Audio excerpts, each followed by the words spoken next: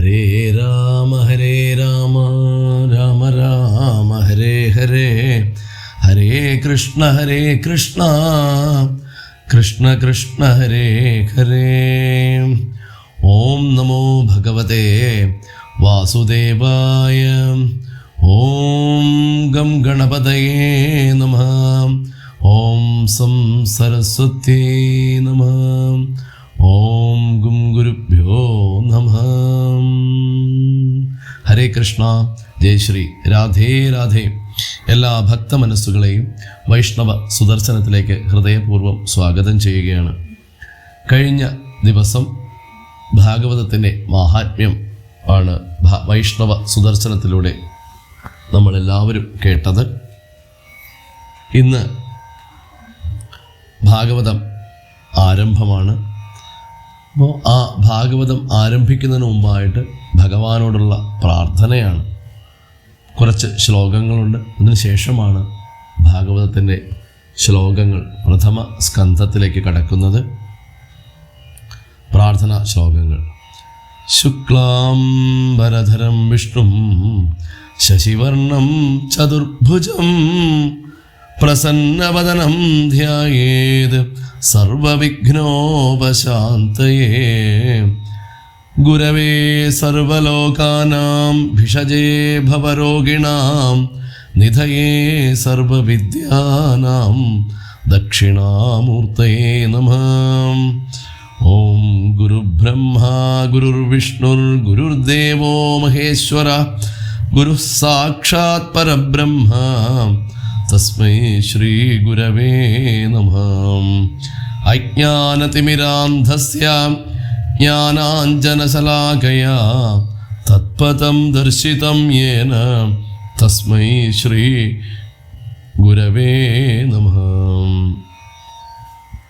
ഓം സരസ്വതീ നമസ്തുഭ്യം വരദേ കാമരൂപിണി വിദ്യാരംഭം കരിഷ്യാമി സിദ്ധിർഭവതു may സദാ. നിഗമകൽപതരോർഗളിതം ഫലം ശുകമുഖാദമൃതദ്രവ സംയുതം പിബത ഭാഗവതം രസമാലയം മുഹുരഹോ രസികാ ഭുവി ഭാവുകാഃ. നാരായണം നമസ്കൃത്യ നരം ചൈവ നരോത്തമം ദേവീം സരസ്വതീം വ്യാസം തതോ ജയം ഉദീരയേത്. വ്യാസായ വിഷ്ണുരൂപായ വ്യാസരൂപായ വിഷ്ണവേ നമോ വൈ ബ്രഹ്മനിധയേ വാസിഷ്ഠായ നമോ നമഃ. മൂകം കരോതി വാചാലം പങ്കും ലംഘയതേ ഗിരിം യത്കൃപാതമഹം വന്ദേ പരമാനന്ദമാധവം. ശ്രീമദ്ഭാഗവതാഖ്യോയം പ്രത്യക്ഷ കൃഷ്ണ ഏവ ഹി സ്വീകൃതോസി മയാ നാഥ മുക്ത്യർത്ഥം ഭവസാഗരേ. മനോരഥോ മദീയോയം സഫലഃ സർവധാ ത്വയാ നിർവിഘ്നേനൈവ കർത്തവ്യോ ദാസോഹം തവ കേശവ. യോഗീന്ദ്രായ നമസ്തസ്മൈ ശുകായ ബ്രഹ്മരൂപിണേ സംസാരസർപ്പദഷ്ടം യോ വിഷ്ണുരാധമമോ മുജത്. ശുകരൂപ പ്രബോധജ്ഞ സർവശാസ്ത്രവിശാരദ ഏതൽ കഥാപ്രകാശേന മദജ്ഞാനം വിനാശയ. കൃഷ്ണായ വാസുദേവായ ദേവകീനന്ദനായ ച നന്ദഗോപകുമാരായ ഗോവിന്ദായ നമോ നമഃ. കൃഷ്ണായ വാസുദേവായ ഹരയേ പരമാത്മനെ പ്രണതക്ലേശനാശായ ഗോവിന്ദായ നമോ നമഃ. ഗുരുവായൂരപ്പ ശരണം. ശ്രീമദ് ഭാഗവതം പ്രഥമസ്കന്ധം 1-ാം അധ്യായം. ജന്മാദ്യസ്യ യതോന്വയാദിരതശ്ചാദ്ധേഷഭിജ്ഞസ്വരാട് തേനേ ബ്രഹ്മഹൃദായ ആദികവയേ മുഹ്യന്തി യത്സൂരയ. തേജോ വാരിമൃതാം യഥാ വിനിമയോ യത്ര സർഗോ മൃഷാം ധാംനാ സ്വേന സദാ നിരസ്തകുഹകം സത്യം പരം ധീമഹി. ഭാഗവതത്തിൻ്റെ ഏറ്റവും കാതലായിട്ടുള്ള ഏറ്റവും പ്രധാനപ്പെട്ട ഒരു ശ്ലോകമാണ് ഈ ജന്മാദ്യസേതോ അന്വയാദിത് ഇതരതശ്ച എന്ന് പറയുന്ന ഈ ഒരു ശ്ലോകം. ഈ ഒരു ശ്ലോകത്തിൻ്റെ അർത്ഥം അതാണ് ഈ ഭാഗവതത്തിൽ ഉടനീളം ഉള്ളത്. ഈ ശ്ലോകത്തിൻ്റെ അർത്ഥം മനസ്സിലായി കഴിഞ്ഞാൽ ഭാഗവതം മുഴുവനും മനസ്സിലായതിന് തുല്യമാണ്. അത്ര സാരം, വേദാന്ത സാര സർവസ്വം ഇതെല്ലാം അടങ്ങിയിട്ടുള്ള ഒരു ശ്ലോകമാണ് ഈ ജന്മാദ്യസ്യ എന്ന് പറയുന്ന ഈ ഒരു ശ്ലോകം. നമുക്ക് അതിൻ്റെ അർത്ഥം ഒന്ന് ഓടിച്ച് ഒന്ന് നോക്കിപ്പോകാം. അസ്യ ജന്മാദി, അതായത് ഇതിൻ്റെ ജന്മാദി, ജന്മാന്ന് പറഞ്ഞാൽ ഉൽപ്പത്തി മുതലായത്, അന്വയാത് ഇതരതഃ ച, അതായത് അതിന് അന്വയം കാരണമായിട്ടും, ഇതരതഃ ച അതായത് വ്യതിരേകം കാരണമായിട്ടും, യതഃ ഭവതി യാതൊന്നിൽ നിന്ന് ഭവിക്കുന്നു, യഹ യാതൊരുവൻ, അർത്ഥേഷു അഭിജ്ഞഃ ഭൂതങ്ങളിൽ അറിവാകുന്ന സ്വരൂപമുള്ളവനോ, യഹ യാതൊരുവൻ, സ്വരാട് അതായത് സ്വരാടെന്ന് പറഞ്ഞാൽ അർത്ഥം സ്വയമേവ പ്രകാശിക്കുന്നവനോ, യഹ യാതൊരുവൻ, ആദികവയെ, ആദികവി എന്ന് കൊണ്ട് ഉദ്ദേശിക്കുന്നത് ബ്രഹ്മാവാണ്, ബ്രഹ്മാവിനായിക്കൊണ്ട്, ഹൃദ അതായത് മനസ്സുകൊണ്ട്, ഹൃദയം കൊണ്ട് തന്നെ ബ്രഹ്മ അതായത് വേദത്തെ, തേനേ ഇയത് അതായത് തേനെ അദ്ദേഹത്തിൻ്റെ ഹൃദയത്തിലിരുന്ന്, ആ ബ്രഹ്മാവിൻ്റെ ഹൃദയത്തിലിരുന്ന് വിസ്തരിച്ചു പറഞ്ഞു കൊടുത്തുവോ, യത് സൂരയഹ അതായത് ആ യാതൊന്നില് വിദ്വാൻമാരും, മുഹ്യന്തി ആ വിദ്വാൻമാരും അതിൽ മുഹ്യന്തി എന്ന് പറഞ്ഞാൽ മോഹിക്കുന്നുവോ, തേജോ വാരിമൃതാം അഗ്നി ജലം മണ്ണ് ഇവയ്ക്ക് തമ്മിൽ വിനിമയ യഥാ അതായത് ഒന്നിനെ മറ്റൊന്നായി വിചാരിക്കുന്നത് എങ്ങനെയോ അതുപോലെ, എത്ര ത്രിസർഗ യാതൊന്നില് ഈ ത്രിഗുണ സൃഷ്ടി, അമൃഷ എന്ന് പറഞ്ഞാൽ അതായത് യാതൊരുവിധ മിഥ്യയും ഇല്ലാത്തതുപോലെ ഇരിക്കുന്നുവോ, സ്വേന ധാംന സ്വമഹാത്മ്യത്താൽ സദാ നിരസ്തകുഹകം, സദാ എപ്പോഴും നിരസ്തകുഹകം മായയെ അതിക്രമിച്ചിരിച്ചും, അതുപോലെ തന്നെ സത്യം പരം ധീമഹി ആ നാശമില്ലാതെ ഇരിക്കുന്ന പരം, ആ പരമമായിട്ടുള്ള സത്യത്തെ ധീമഹി ഞങ്ങൾ ധ്യാനിക്കുന്നു എന്നുള്ളതാണ് ഈ ശ്ലോകത്തിൻ്റെ സാമാന്യ രീതിയിലുള്ള അർത്ഥം എന്ന് പറയുന്നത്. നമ്മൾ ഇതിൻ്റെ ഒരു തുടക്കം എന്നുള്ള രീതിയിൽ കുറച്ചും കൂടി പറഞ്ഞു കഴിഞ്ഞാൽ നമുക്ക് മുന്നോട്ട് പോകാൻ പറ്റും. നമ്മൾ കുറച്ച് ഈ ഒരു ശ്ലോകം ഇപ്പോൾ ഒത്തിരി വിശദീകരിച്ച് പറഞ്ഞു കഴിഞ്ഞാൽ ഒരു പക്ഷേ നമുക്ക് ഭാഗവതം പഠനം അല്ലെങ്കിൽ ഭാഗവതം കേൾക്കൽ പെട്ടെന്ന് നമുക്കൊരു മടുപ്പായിട്ട് തോന്നും. അപ്പം അത് ഭാഗവതം നമുക്ക് ആസ്വദിച്ച് തന്നെ പഠിക്കണം. ഈ ശ്ലോകം ആദ്യത്തെ 2-3 ശ്ലോകങ്ങൾ കുറച്ച് പാടുള്ള ശ്ലോകങ്ങൾ തന്നെയാണ്. അപ്പം ഇതിൻ്റെ ഒരു ബേസാണ്, ഇതിൻ്റെ ഒരു അടിത്തറയാണ്. അത് നമുക്ക് ഒന്നുകൂടി കുറച്ചൊന്ന് വിശദീകരിച്ച് കേൾക്കാം. അതായത് ഈ ലോകത്തിൻ്റെ ഉൽപ്പത്തി, അതായത് ഈ ലോകം എവിടെ നിന്നാണോ ഇതിൻ്റെ ഉൽപ്പത്തി സംഭവിച്ചത്, സ്ഥിതി, ഇതെവിടെ നിലനിൽക്കുന്നു, ലയം എന്ന് പറഞ്ഞാൽ ഇത് അവസാനം ഇതെല്ലാം ഒന്നിലേക്ക് തന്നെ ലയിച്ചു ചേരുന്നു എന്നിവ, അതായത് ആ അന്വയ വ്യതിരേക ലക്ഷണങ്ങളാൽ, അതായത് ചേരുന്നു വിട്ടുപോകുന്നതും, അത് യാതൊന്നിൽ നിന്നും ഭവിക്കുന്നുവോ, ഇതെവിടെ നിന്നാണ് ഭവിക്കുന്നത്, ഇനി ഏതൊരുവൻ്റെ ആ കടാക്ഷമാത്രത്താൽ സകലത്തെയും ഉത്ഭവിപ്പിച്ച്, അതായത് ആരുടെ കടാക്ഷത്താലാണോ ആ കടക്കണ്ണ് കൊണ്ടൊന്ന് നോക്കുമ്പോൾ തന്നെ ഇത് ഈ പ്രപഞ്ചത്തിനെ മുഴുവനും ഉത്ഭവിപ്പിച്ചിട്ട്, മാത്രമല്ല ഉത്ഭവിപ്പിച്ചാൽ മാത്രം പോരാ, അതിനെ സ്ഥിതി ചെയ്യണം, ആ സ്ഥിതി അതിനെ രക്ഷിച്ച്, ഇതെല്ലാം കഴിഞ്ഞ് ഒടുവിൽ പ്രളയകാലത്തിൽ, പ്രളയമാകുമ്പോൾ ഈ വസ്തുക്കളെയെല്ലാം തന്നിലേക്ക് തന്നെ അടക്കിക്കൊണ്ടിരിക്കുന്നുവോ, ആ സകല ഭൂതങ്ങളിലും സകല വസ്തുക്കളിലും എന്താകുന്ന അറിവാകുന്ന സ്വരൂപത്തോടുകൂടി, അറിവാകുന്ന സ്വരൂപത്തോടുകൂടി, ജ്ഞാനമാകുന്ന സ്വരൂപത്തോടുകൂടി മറ്റൊരു ശക്തിയുടെയും ബലം ഇല്ലാതെ തന്നെ സ്വയമേവ പ്രകാശിച്ചുകൊണ്ടാണ്. അതുകൊണ്ടാണ് സ്വരാട് എന്ന് ഭഗവാനെ പറയുന്നത്. യാതൊരുവൻ, ആ ഭഗവാൻ എപ്പോഴും ഇരിക്കുന്നുവോ, അത് ആ വസ്തു അത് തന്നെയാണ് ജാഗ്രത്, സ്വപ്നം, സുഷുപ്തി എന്ന 3 അവസ്ഥകളെയും കടന്ന് സദാ എപ്പോഴും ആ അറിവാകുന്ന സ്വരൂപമായിട്ട്, അറിവാകുന്ന സ്വരൂപത്തോടുകൂടി യാതൊരുവൻ വിളങ്ങുന്നുവോ, ആ ബ്രഹ്മാവിൻ്റെ ഹൃദയത്തിൽ സ്വസങ്കല്പശക്തിയാൽ യാതൊരുവൻ വേദത്തെ പ്രകാശിപ്പിച്ചുവോ. ഭഗവാൻ ഒരു ദിവസം ഇരുന്ന് പഠിപ്പിച്ചു കൊടുത്തൊന്നുമല്ല, ഭഗവാന്റെ സങ്കല്പമായിരുന്നു ബ്രഹ്മാവിൻ്റെ ഹൃദയത്തിൽ വേദം പ്രകാശിക്കണമെന്ന്. അങ്ങനെ യാതൊരുവനെ അറിയുവാൻ കഴിയാതെ ബ്രഹ്മാദി ദേവന്മാർ കൂടെ മോഹിക്കുന്നുവോ. അതായത് ഭഗവാനെ അറിയാനായിട്ട് ആ ബ്രഹ്മാവിന് പോലും സാധിക്കുന്നില്ല എന്നാണ് പറയുന്നത്. അപ്പം അങ്ങനെ അറിവാകുന്ന സ്വരൂപത്തോടുകൂടി കാലത്രയത്തിലും നാശമില്ലാതെ വിളങ്ങുന്നവൻ യാതൊരുവനോ, ആ സർവ കാരണസ്വരൂപനായിട്ടുള്ള ആ ഈശ്വരനെ ഞങ്ങൾ ധ്യാനിക്കുന്നു എന്നുള്ളതാണ്. അതായത് സർവത്തിനും മൂലകാരണവും അധിഷ്ഠാനവുമായിട്ടുള്ള ബ്രഹ്മത്തിൻ്റെ ലക്ഷണമാണ് ഇതിനകത്ത് ഈ ശ്ലോകത്തിൽ പ്രതിപാദിച്ചിരിക്കുന്നത് എന്നുള്ളതാണ്.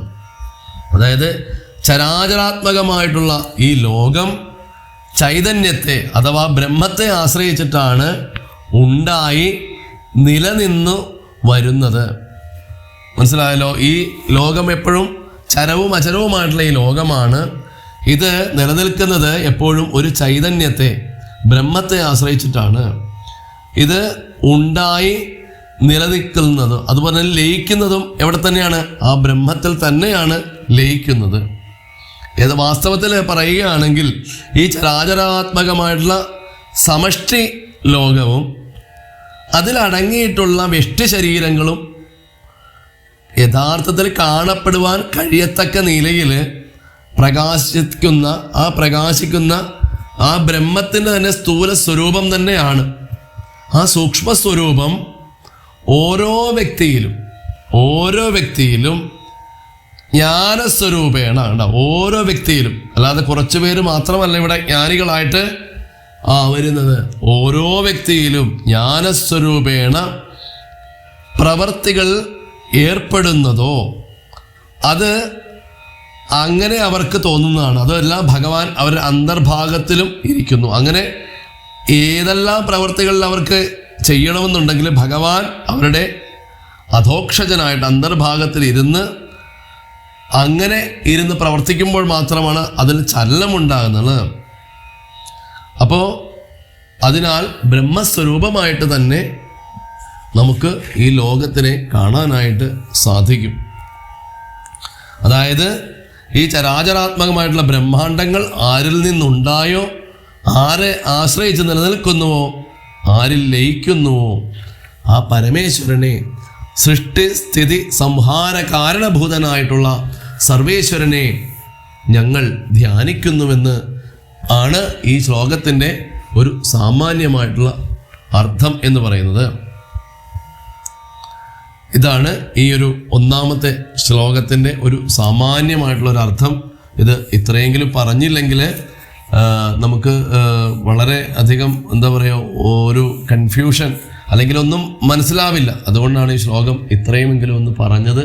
ഈ ശ്ലോകം കണ്ടുകൊണ്ട് ആരും ഞെട്ടണ്ട. ഈ ശ്ലോകം വളരെ ബുദ്ധിമുട്ടുള്ള ശ്ലോകമാണ്. കേട്ട് വരുമ്പോൾ പതുക്കെ ഈ ശ്ലോകത്തിൻ്റെ അർത്ഥം നമുക്ക് ഭഗവാൻ തന്നെ നമ്മുടെ ഉള്ളിലിരുന്ന് നമുക്ക് വെളിപ്പെടുത്തി തരും എന്നുള്ളതാണ് അനുഭവത്തിൻ്റെ വെളിച്ചത്തിൽ മഹാത്മാക്കൾ പറയുന്നത്.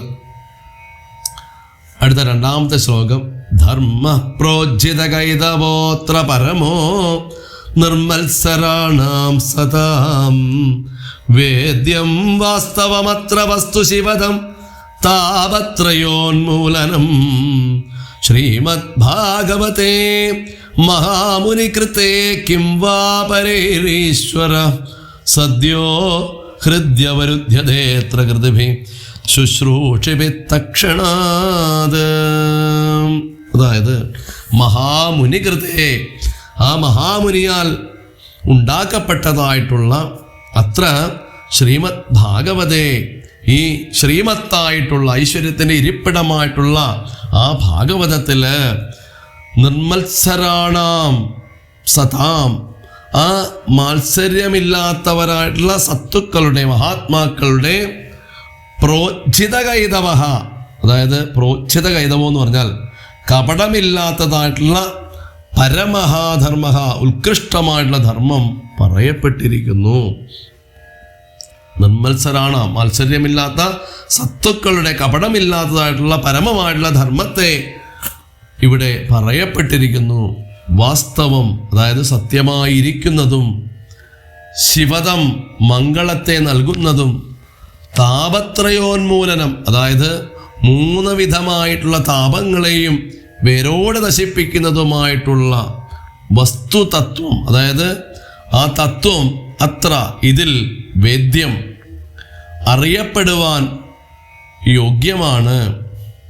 പരൈഹി, മറ്റുള്ളവയാൽ, കിം കൃതിഭിഹി, എന്താണ് ഫലം, കൃതിഭിഹി പുണ്യവാന്മാരായിട്ടുള്ള, ശുശ്രൂഷിഭിഹി കേൾക്കാനായിട്ട് ആഗ്രഹിക്കുന്ന ജനങ്ങളാൽ, തക്ഷണാത് ഉടൻ തന്നെ, ഹൃദി ഈശ്വര, അതായത് അവരുടെ മനസ്സിൽ ആ ഈശ്വരൻ വളരെ പെട്ടെന്ന് അവരുദ്ധ്യതയെ അവരോധിക്കപ്പെടുന്നു എന്നുള്ളതാണ്. അതായത് ആ മുനിന്മാരിൽ ശ്രേഷ്ഠനായിട്ടുള്ള വ്യാസമഹർഷിയാൽ ആണ് ഉണ്ടാക്കപ്പെട്ടിരിക്കുന്നത്. ഈ ഭാഗവതം എഴുതിയിരിക്കുന്നത് ശ്രീമദ് വേദവ്യാസനാണ്, വേദവ്യാസ മഹർഷിയാണ്. 18 പുരാണങ്ങളിലെയും രചയിതാവ് അദ്ദേഹമാണ്. ശ്രീ മഹാഭാഗവതത്തില് ആ മത്സരം മുതലായിട്ടുള്ള ദോഷവൃത്തികൾ തീരെ നശിച്ച് ആ പരമശുദ്ധന്മാരായ സത്തുക്കൾ അനുഷ്ഠിക്കുന്നതും, അതുപോലെ തന്നെ ആ ഫലകാംക്ഷയില്ലാത്തതുമായിട്ടുള്ള ഒരു ഭക്തി മാർഗസ്വരൂപമായ ആ ധർമ്മത്തെയാണ് പ്രതിപാദിക്കപ്പെട്ടിരിക്കുന്നത്. ഒരു കാലത്തും നശിക്കാത്തതായിട്ടുള്ള മംഗളത്തെ ജനിപ്പിച്ചു. ആധ്യാത്മികം, ആദി ദൈവികം, ആദി ഭൗതികം, ഇതാണ് താപത്രയങ്ങൾ എന്ന് പറയുന്നത്. ഈ 3 വിധ ദുഃഖങ്ങളെയും, ഇതിൻ്റെ ഈ 3 വിധ ദുഃഖത്തിനും മൂലകാരണം എന്ന് പറയുന്നത് അഹങ്കാര ഗ്രന്ഥിയെ, അങ്ങനെ ഇതിന് കാരണമായിട്ടുള്ള അഹങ്കാര ഗ്രന്ഥിയെ വേരോടെ നശിപ്പിച്ച് പരമാനന്ദത്തെ നൽകുന്ന പരമാർത്ഥ വസ്തുവായിട്ടുള്ള ബ്രഹ്മസ്വരൂപം ഇതിൽ നിന്നും അറിയാനായിട്ട് കഴിയും എന്നുള്ളതാണ്. എന്തുകൊണ്ടെന്നാൽ അനേക ജന്മങ്ങളിൽ ചെയ്തിരിക്കുന്ന ആ പുണ്യകർമ്മങ്ങളുടെ ഫല പരിഭാഗാവസ്ഥയിൽ മാത്രമാണ് ഭാഗവത ശ്രവണ താല്പര്യം ഉണ്ടാകുന്നത്. അപ്പോൾ നമ്മൾ ഇന്നലെ കഴിഞ്ഞ ദിവസം മഹാത്മ്യത്തിൽ പറഞ്ഞിരുന്നു, എത്രയോ ജന്മങ്ങളുടെ ജന്മജന്മാന്തരങ്ങൾ ചെയ്ത ഒരു പുണ്യത്തിൻ്റെ ഫലം പരിഭാഗാവസ്ഥയിൽ മാത്രം എത്തിച്ചേരുമ്പോഴാണ് ആ ഭാഗവത ശ്രവണത്തിന് താല്പര്യമുണ്ടാകുന്നത്. അപ്പോൾ അങ്ങനെയുള്ള ജനങ്ങളുടെ ഹൃദയത്തിൽ ഈശ്വരൻ സുസ്ഥിരമായിട്ട് വസിക്കുന്നു. അപ്പോൾ അവരുടെ ഉള്ളിൽ നിന്നും, അങ്ങനെയുള്ള ജനങ്ങളിൽ നിന്നും ഒരിക്കലും ഈശ്വരൻ മാറിപ്പോവുകയില്ല. അവരുടെ ഹൃദയത്തിൽ എപ്പോഴും ഭഗവാൻ ഉണ്ടായിരിക്കും. ഇതിലധികരിച്ച് ലഭിക്കേണ്ടതൊന്നും ഇല്ലാത്തതിനാൽ ഈ ശ്രീ മഹാഭാഗവത ശ്രവണം ഒന്ന് തന്നെ പരമപുരുഷാർത്ഥത്തെ നൽകുവാൻ സമർത്ഥമായിരിക്കുന്നുവെന്ന് സാരം. പരമപുരുഷാർത്ഥം എന്ന് പറയുന്നത് മോക്ഷത്തിനെയാണ് പരമപുരുഷാർത്ഥം എന്ന് പറയുന്നത്. അപ്പം ആ പരമപുരുഷാർത്ഥം നൽകുവാനുള്ള ശക്തി ഈ ശ്രീമദ് ഭാഗവതത്തിന് ഉണ്ട് എന്ന് അർത്ഥം.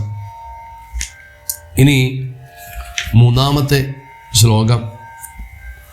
നിഗമകൽപതരോർഗളിതം ഫലം ശുകമുഖാദമൃതദ്രവ സംയുതം പിപദ ഭാഗവതം രസമാലയം മുഹുരഹോ രസികാ ഭുവി ഭാവുകാഹം.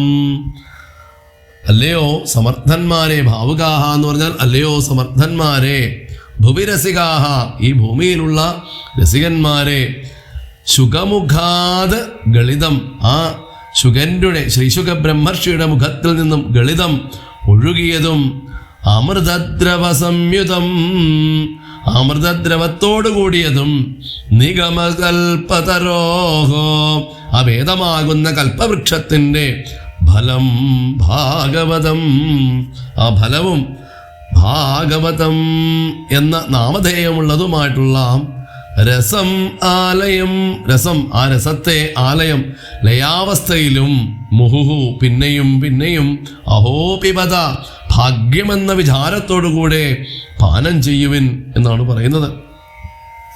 എല്ലാ ശാസ്ത്രങ്ങളെക്കാൾ ശ്രേഷ്ഠമായത് കൊണ്ട് മാത്രമല്ല ഇതിൽ ശ്രവണം ആവശ്യമാണെന്ന് പറയുന്നത്. സർവശാസ്ത്രഫലസ്വരൂപമാണിത്. സർവശാസ്ത്രങ്ങളിലെയും ഫലത്തിൻ്റെ ഒരു സ്വരൂപം, അതിൻ്റെ ഒരു ചാറ് എന്ന് വേണം നമുക്ക് പറയാം. അതുകൊണ്ട് തന്നെ ആ പരമാദരത്തോടുകൂടി ഇതിനെ കേൾക്കേണ്ടതാണെന്ന് ഈ ഒരു പദ്യം കൊണ്ട് തന്നെ, ഈ ഒരു ശ്ലോകം കൊണ്ട് തന്നെ ഇവിടെ പറയുകയാണ്. പുരുഷാർത്ഥങ്ങളെന്ന് പറഞ്ഞാൽ നമുക്കറിയാം ധർമ്മം, അർത്ഥം, കാമം, മോക്ഷമാണ് അല്ലേ? എന്ന 4 വിധ പുരുഷാർത്ഥങ്ങളെ സമ്പാദിക്കാനുള്ള മാർഗങ്ങളെ നന്നായി ഉപദേശിക്കുന്നതിനാൽ, അതുകൊണ്ടാണ് നിഗമയതി ബോധയതി, ബോധിപ്പിക്കുന്നു എന്ന കാരണത്താൽ നിഗമം എന്ന് വേദത്തിന് പേര് സിദ്ധിച്ചു. അപ്പോൾ ഏതേതിനെ ആഗ്രഹിക്കുന്നുവോ, എന്തിനെയൊക്കെയാണോ ആഗ്രഹിക്കുന്നത് അതിനെ നൽകുന്നതായിട്ടുള്ള വേദത്തെ തന്നെ ആണ് കൽപ്പവൃക്ഷമായിട്ട് കൽപ്പിച്ചിരിക്കുന്നത്. നമ്മൾ എന്തെല്ലാം ആഗ്രഹിക്കുന്നോ അതെല്ലാം തരാൻ കഴിവുള്ളതിനെയാണ് ഇവിടെ വേദത്തെ കൽപ്പക വൃക്ഷമായിട്ട് കൽപ്പിച്ചിരിക്കുന്നത്. ഇനി ശുഗം എന്ന വാക്കിന് കിളി എന്നുകൂടി അർത്ഥമുണ്ട്. അപ്പോൾ ഈ ശ്രീശുക ബ്രഹ്മർഷിയാകുന്ന കിളി സർവരസങ്ങളെയും അതിക്രമിച്ചിരിക്കുന്ന ആ ഭാഗവതമാകുന്ന മാധുര്യരസത്തെ, സർവരസങ്ങളെയും അതിനെയൊക്കെ കടത്തിവെട്ടിക്കൊണ്ടാണ്, അതിനെല്ലാം മുകളിലായിട്ടാണ് ആ ഭാഗവതമാകുന്ന ആ ഭാഗവതത്തിൻ്റെ മാധുര്യരസം എന്ന് പറയുന്നത്. അതിനെ ആസ്വദിച്ച് ലോകോപകാരത്തിനായിട്ട് ശിഷ്യന്മാരുടെ പ്രശിഷ്യന്മാരുടെ പരമ്പരയായിട്ട് ഈ ലോകത്തിൽ ഉറപ്പിച്ചു വച്ചിരിക്കുകയാണ്. ജന്മ സാഫല്യത്തിന് ഉള്ള എളുപ്പ വഴി കണ്ടുപിടിക്കാൻ സാമർഥ്യമുള്ള അല്ലയോ രസികന്മാരെ, ഈ ശ്രീശുക ബ്രഹ്മർഷിയുടെ മുഖത്തിൽ നിന്നും ഈ ഭൂലോകം മുഴുവൻ വ്യാപിച്ചതും അമൃതധാരയുടെ രസത്തോടു കൂടിയതും സർവാഭീഷ്ടത്തെയും നൽകുന്ന വേദമാകുന്ന ആ കൽപ്പവൃക്ഷത്തിൻ്റെ രസം തന്നെ സ്വരൂപത്തെ ധരിച്ച് ഫലാകാരേണ പരിണമിച്ചതായിട്ടുള്ള ശ്രീമദ് ഭാഗവതത്തെ മുക്തി സിദ്ധിച്ചിരിക്കുന്ന അവസരത്തിൽ കൂടെ വീണ്ടും വീണ്ടും പാനം ചെയ്യുവിൻ എന്നുള്ളതാണ് പറയുന്നത്. ഈ വൈകുണ്ഠത്തിൽ ഉള്ളതായിട്ടുള്ള ഈ ഭക്തി മഹാത്മ്യത്തെ പ്രകാശിപ്പിക്കുന്ന ഭാഗവതം ശ്രീ നാരദമുനിയുടെ കരുണയാൽ എനിക്ക്, അതായത് അദ്ദേഹം പറയണ വേദവ്യാസന്, ആ വ്യാസന് സിദ്ധിച്ചു. അദ്ദേഹം എന്ത് ചെയ്തു? അത് എൻ്റെ ആത്മജനായിട്ടുള്ള അദ്ദേഹത്തിൻ്റെ പുത്രനായിട്ടുള്ള ശുഗന് ഉപദേശിക്കുകയും ആ വഴിക്ക് എങ്ങനെയായത്? ശിഷ്യപ്രശിഷ്യദ്വാര, ഒരു ശിഷ്യൻ അടുത്ത ശിഷ്യന്, ഒരു ഗുരു അടുത്ത ശിഷ്യന് ഉപദേശിക്കുന്നു. ആ ശിഷ്യൻ കുറേ നാൾ കഴിയുമ്പോഴത്തേക്കും ഗുരുവാകുന്നു. ആ ഗുരു മറ്റ് ശിഷ്യന്മാർക്ക് ഉപദേശിക്കുന്നു. അങ്ങനെ ഈ ലോകത്തിൽ എങ്ങും ഇത് പരക്കുന്നു. ഒടുവിൽ ഇത് നമ്മളിലേക്കും എത്തി നിൽക്കുന്നു. അപ്പോൾ അത്ര വൈശേഷികമായിട്ടുള്ള ആ ഒരു വിശേഷപ്പെട്ട ഈ ഒരു ഭാഗവത ഗ്രന്ഥം നമുക്ക് കിട്ടിയത് അല്ലയോ രസികന്മാരെ, അത് നിങ്ങളുടെ ആ ഭാഗ്യം കൊണ്ടാണ് എന്ന് പറയുകയാണ് ഈ ശ്ലോകത്തിലൂടെ. ഇനി അടുത്ത ദിവസം, അടുത്ത ഞായറാഴ്ച നമുക്ക് ഇതിൻ്റെ 4-ാമത്തെ ശ്ലോകം തൊട്ട് കേൾക്കാം. എല്ലാവർക്കും ഭഗവാന്റെ അനുഗ്രഹം ഉണ്ടാവട്ടെ എന്ന് പ്രാർത്ഥിക്കുന്നു. നന്ദി, നമസ്കാരം.